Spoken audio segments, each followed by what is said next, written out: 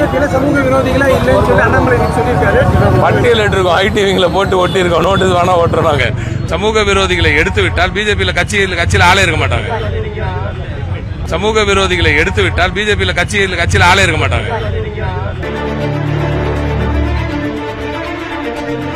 முதல்ல தலைநகர் சென்னை தாம்பரம் சூர்யா மொத்தம் 63 வழக்குகள். பாஜக பட்டியல் அணி மாநில செயலாளர். அடுத்து ரவி என்கிற கல்வெட்டு ரவி 24 வழக்குகள். பாஜக உறுப்பினர். காஞ்சிபுரம் மாவட்டம் டிபிஜிடி சங்கர் 15 வழக்குகள். பாஜக மாநில பட்டியல் அணி செயலாளர். சேலம் மாநகர் முரளி என்கிற முரளிதரன் 21 வழக்குகள். பாஜக கிழக்கு மாவட்ட இளைஞர் அணி. அடுத்து அன்பு செல்வம் 29 வழக்குகள். பாஜக உறுப்பினர். நாமக்கல் மாவட்டம் செல்லமுத்து 34 வழக்குகள். பாஜக மாவட்ட செயற்குழு உறுப்பினர்.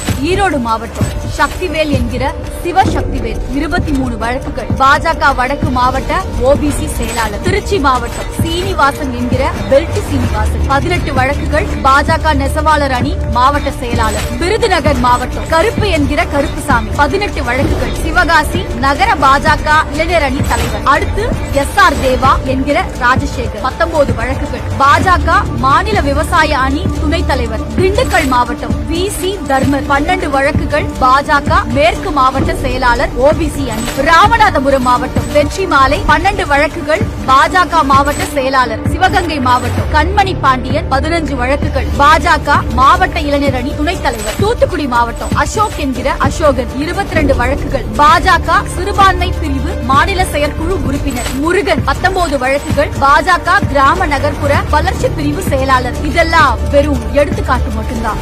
தமிழ்நாட்டுல பொறுப்புல இருக்கிற 124 பாஜக நிர்வாகிகள் மேல மட்டும் மொத்தம் 836 வழக்குகள் இருக்கு. இன்னும் பொறுப்புல இல்லாத பாஜக நிர்வாகிகள் மேல இருக்கிற வழக்குகள் எத்தனை? மத்த மாநிலங்கள்ல இருக்கிற பாஜக நிர்வாகிகள் மேல இருக்கிற வழக்குகள் எத்தனை? இந்தியா முழுக்க இருக்க பாஜக நிர்வாகிகள் மேல இருக்கிற வழக்குகள் எத்தனை? இதெல்லாம் கணக்கெடுப்பு எடுத்தா எண்கள் பத்தாது. சமூக விரோதிகளை எடுத்து விட்டால் பிஜேபியில கட்சியில் ஆளே இருக்க மாட்டாங்க.